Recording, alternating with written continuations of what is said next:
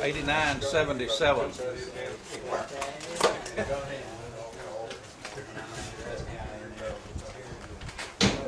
Don't blow, Don. Somebody set up in his nose. Get that booger off there, Charlie. Don't get that one. I just scored well there. It's protein. Those are couple things, aren't they?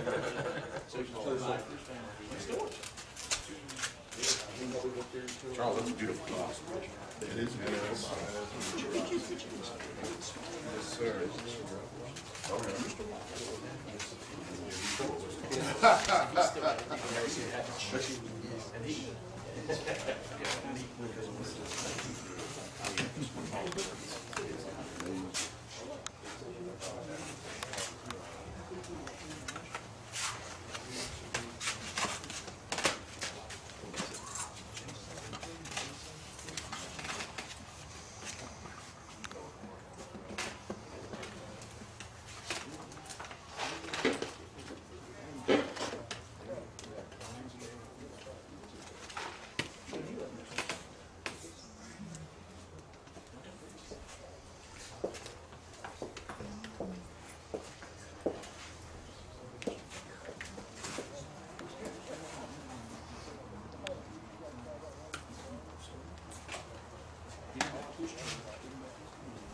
Do any of you stand around and have any questions about the judging process, about what we do?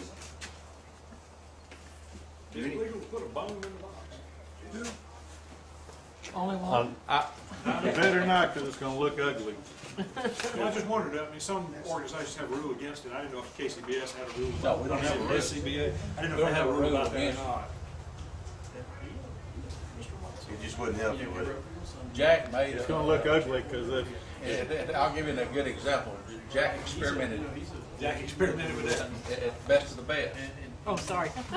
And Now, scorecard. it was a great looking box. I thought, Asking you so much. because he put the real in there. You know, and bones. It took time to cut them down and put them in there, and it did look good. It was a different presentation. You know, unfortunately, that wasn't the reason it got disqualified. But it did make a good looking box, didn't it, Jack? I thought the box was a home run. Yeah, Although I was talking to the judges from that day, it got fairly mixed reaction. It did get Greg mixed did. reaction. Greg didn't And like it. probably the primary reason for that is because we'd never seen that before. Well, I saw a fella take a blade bone from a butt one time, you know, that kind of free fork thing, and he took that and he sawed it into a slice about that thick, and he does a partition for his different, like his loin and his ham meat and that sort of thing. Kind of like a hub and a wagon wheel. It looked pretty, but I didn't know if that was legal or not. Do you think the SDA would consider that marking? They put a bone, if you saw a bone in Yeah. 3 pieces. Bare bone, I would think it would be. Yeah. That might be. Well, you could probably, Sloping it, then you're you could, marking. I mean, a big question, well, I guess, but I didn't know if anybody had tried it or brought that up or not. So what are you guys looking for when you pull certain pieces of meat out? well, in a whole hog box, you're looking for the ham, the loin, and the shoulder meat. And you want to try, to judge a whole hog box, you really ought to try all three of them. You ought to try the shoulder meat, you ought to try the loin, and you ought to try the ham. And judge it accordingly. Are they categorized separately in the judging process, or is it the different kinds of meats, or is it just all as one? No, it's all scored as whole hog. But, yes, Now, this is probably the individual judges, what they prefer. What are you looking for when you pull out a piece? Are you looking, do you pull out the bark, a piece with a bark, just bark, a piece without bark, or is it just? well, we're judging, the bark, in my mind, is more for an appearance factor. Because the bark wouldn't play into the tenderness and texture part of it. Because that's going to be something that's going to be a little chewier. I try to encourage all my judges when I'm table captain and tell judges when we're training them to use your fingers. You know, pick the meat up like this and pull it apart. You know, you can't judge meat with a fork. You can't judge tenderness and texture with a fork. You have to pick it up. You have to pull the meat apart You need to squeeze it between your fingers. If it just turns to mush, it's probably overdone. You know, when you squeeze it between your fingers, it ought to have a little consistency to it.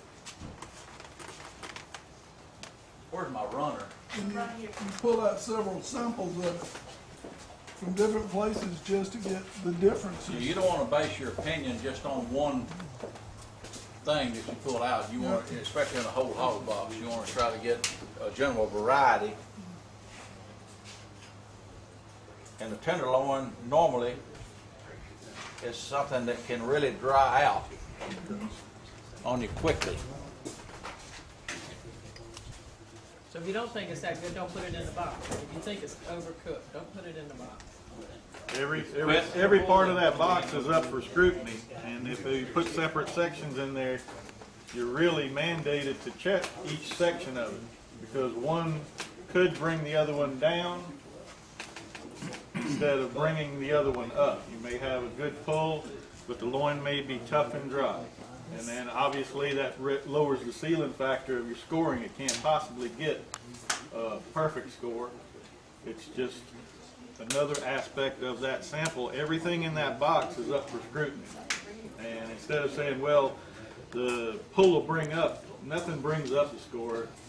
The detrimental bring down the others, or lowers the ceiling actually, or what the maximum score you could possibly achieve from it. So each one of them, when you put it in that box, has to be shooting for perfection, and each one of them, should it be just a single, should you just put the loin in there, it has to be perfect. You put the pull, it's got to be perfect.